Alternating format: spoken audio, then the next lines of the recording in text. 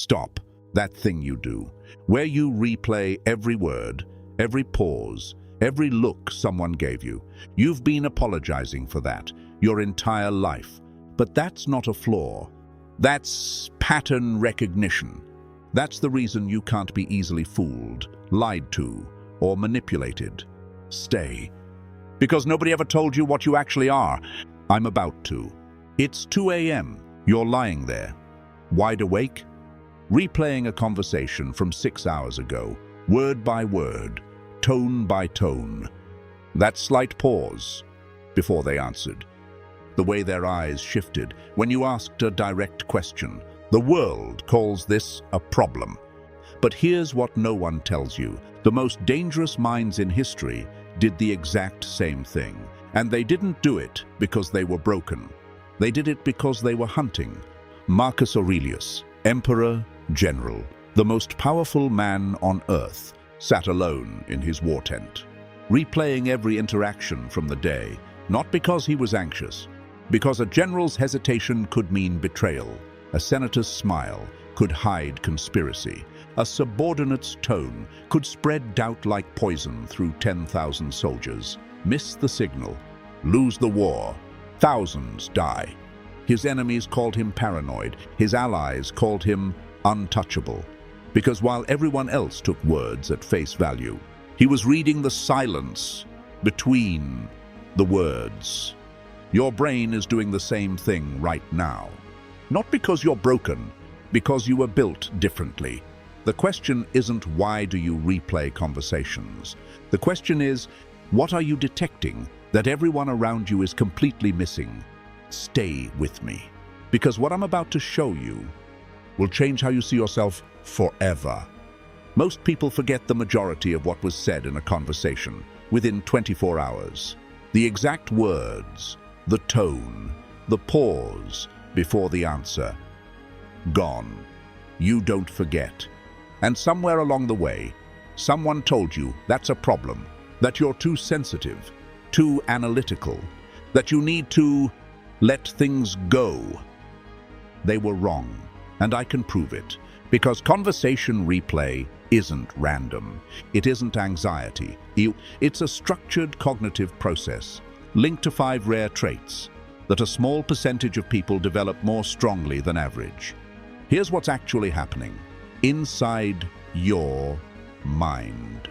Trait 1, hyperperceptive social awareness. While most people process a conversation on one level, the words, you're processing on 4 or 5 simultaneously. Tone, micro-expressions, word choice, what wasn't said, the timing of the pause, the direction of their eyes. Your brain is running a full social audit in real time, and when it doesn't finish processing everything, because you were also in the conversation, it keeps running after. That's the replay. It's your brain completing its analysis. This is why you'll be driving home an hour later and suddenly realize, wait, they were distracting me. That overly friendly coworker asking questions. Right when you stepped away from your desk, the replay shows you what was really happening while you were focused on their words. Most people never see it, not because they couldn't, but because they stopped processing the moment the conversation ended. You don't stop. Marcus Aurelius wrote, "The people I deal with today will be meddling, ungrateful, arrogant, dishonest." He wasn't cynical. He was calibrated. He had replayed enough conversations to know what was real beneath what was performed. In a court full of people who wanted him dead, that calibration kept him alive for decades. Here's what I want you to notice. The people who told you to stop analyzing, they've probably been fooled in ways they still don't realize. You haven't. There's a cost to this trait. We'll get to that. But first, trait 2. Trait 2, deep emotional processing, and why it's not what you think. Most people register emotions and move on. You don't. When something hurts, even slightly, your brain doesn't just note it and file it away. It examines it, turns it over, tries to understand what exactly triggered the feeling and why. That's not weakness. That's precision. You feel what people perform behind. The resentment, disguised as agreement. The jealousy, hiding inside support. The contempt. That shows up, dressed as a compliment. Most people take the performance at face value. You feel the person underneath it. Here's where this gets uncomfortable and important. That depth means you also carry pain longer. A slight that others would forget in an hour can stay with you for days. An offhand comment lands differently when you've already heard the tone beneath the words. This isn't you being oversensitive. This is you processing more data than most people even collect. Marcus Aurelius didn't flinch from this. He wrote about conversations that haunted him, not to wallow, but to extract the truth from them. He understood something most people don't. Emotional pain is information. If you process it, it becomes intelligence. If you suppress it, it becomes noise that distorts everything. The impediment to action advances action. What stands in the way becomes the way. Your emotional depth isn't the obstacle.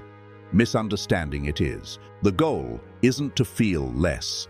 It's to process faster, to move from reaction to information to action, without getting stuck in the loop. Stay with me, because traits 3 and 5 are the ones people never expect, especially 5. Most people who replay conversations have no idea what it means about their memory. Trait 3, predictive pattern recognition. Here's what's really happening when you replay a conversation. You're not just reviewing the past. You're running simulations, building a behavioral model of that person, testing what you observed against what you know, looking for inconsistencies, predictions, red flags. When you replay a conversation and feel something's off, that's not anxiety. That's your pattern recognition system, flagging an anomaly. Your brain has compared this interaction against thousands of past data points and found a mismatch. And you're usually right when you sense something's wrong before you can explain it. A relationship shifting, someone pulling back, something not adding up. The pattern was there. You detected it before it completed. Most people are reactive. They wait until the betrayal has happened, until the conflict has erupted, until the damage is done. And then they're blindsided. You see it coming. Marcus Aurelius mapped people like he mapped terrain. A general who agreed too quickly after disagreeing yesterday, warning. A senator who stopped making eye contact, threat. He didn't wait for confirmation. He acted on the pattern. In warfare, waiting for certainty means waiting until it's too late. The cost? You can misfire. You can see patterns that aren't there, especially when fear is running the analysis instead of clarity. We'll address that. But the capacity itself, that's not a flaw. That's foresight. Trait 4, trauma-informed hypervigilance, the one no one wants to talk about. I'm going to say something. Most of these videos don't say. Not every conversation replay is a cognitive gift. Some of it is a wound. If you replay conversations obsessively, spiraling on what you said wrong, what they thought of you, whether you're safe, whether they're angry, that pattern is likely rooted in something that happened before this conversation, before most of the conversations you replay. Hypervigilance. Your nervous system learned early that safety is temporary, that people shift without warning, that love can disappear, that being caught off guard means getting hurt. So, your brain learned to run post-mortems on every interaction, not to analyze, to check, to look for early signs of withdrawal, anger, abandonment, to find the thing you did wrong before someone else points it out. This is not the same as pattern recognition. Pattern recognition says something doesn't add up about them. Hypervigilance says something is wrong and it's probably me. Both feel like the same internal voice. That's what makes this so hard to untangle. If you grew up in an environment where reading the room was a survival skill, where emotional safety depended on predicting someone else's mood, your brain built a system to protect you. That system is still running, still scanning, still replaying, because it hasn't received the signal that the war is over. Here's what I want you to hear. That adaptation was not weakness. It was intelligence, responding to real conditions. You built this skill because you needed it. And it worked. You survived. But the same system that protected you then can imprison you now. It can make safe relationships feel threatening. It can turn a neutral comment into evidence of rejection. It can exhaust you with a kind of vigilance the moment no longer requires. The work, and it is work, is learning to tell the difference. Replay rooted in analysis has a different quality than replay rooted in fear. Analysis is curious. Fear is desperate. Analysis looks outward. Fear turns inward. You don't eliminate the ability. You learn to notice which mode you're in, and you begin to tell the part of you that's still scanning for danger. I see what you're doing. I know why you learned it. And we're safe now. That's not therapy speak. That's how nervous systems actually heal. Trait 5 is the one that surprises people most, because it's not just about memory. It's about why you can't be gaslit, and why certain people find you genuinely threatening. Trait 5. Exceptional verbal memory, your internal record. Most people remember the gist. You remember the sentence, not the general impression. The exact words, the specific phrasing, the pause before they said it, the tone they used when they thought you weren't paying full attention. Other people's memories of conversations are reconstructions, assembled after the fact, shaped by what they wanted to hear, softened by time. Yours are recordings. This gives you an ability most people don't know is rare. You catch inconsistencies automatically. When someone says something today that contradicts what they said 6 months ago, you hear both. When they claim they never said something, you have the audio. When they try to rewrite what happened, you have the original draft. This is why certain people find you uncomfortable to be around. Not because you're difficult, because you're accurate. You don't let the story shift. And people who rely on narrative control, manipulators, gaslighters, people who need to rewrite history to avoid accountability, find you nearly impossible to manage. They'll call you too sensitive. They'll say you hold grudges. They'll tell you you're dwelling on the past. What they mean is, you remember, and I can't rewrite it. The burden is real. You carry the weight of words that hurt you years ago with the same clarity as the day they were said. The tone of a betrayal doesn't fade the way it does for others.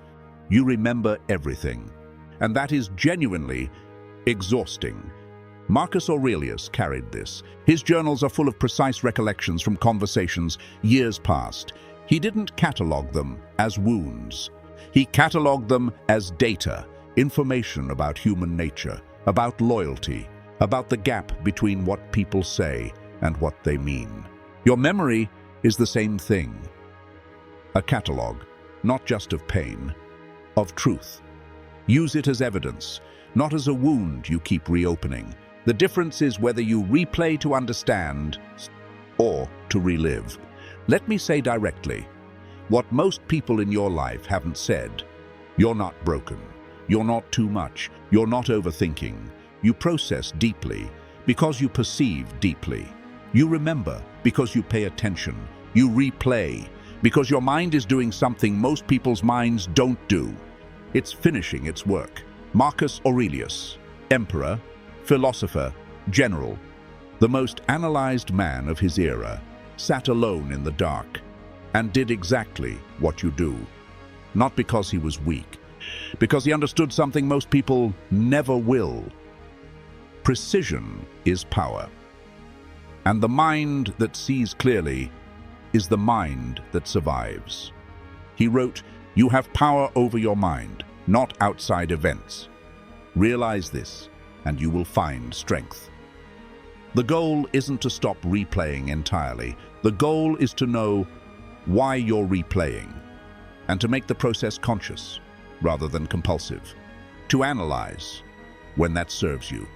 To release when the analysis is done. To trust what your pattern recognition detects. To heal what your hypervigilance is still protecting. Not every conversation holds a hidden threat. Not every silence means rejection. Not every hesitation signals betrayal.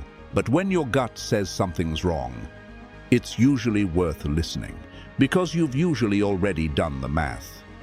You just haven't caught up to the answer yet. You are hyper-perceptive. You process emotion with depth and precision. You think in patterns. You carry your history and your wounds with unusual clarity. You remember what others erase. These traits cost you something. They can exhaust you. They can isolate you. They can keep you awake at 2 a.m. dissecting a conversation that most people forgot by dinner. But they also mean you see what others miss. You know what others don't. You're prepared where others are blindsided. The question isn't whether to have these traits. The question is whether you'll use them consciously, strategically, with discipline, and with compassion for yourself. You're not overthinking. You're thinking at a level most people never reach. That's not a flaw. That's rare.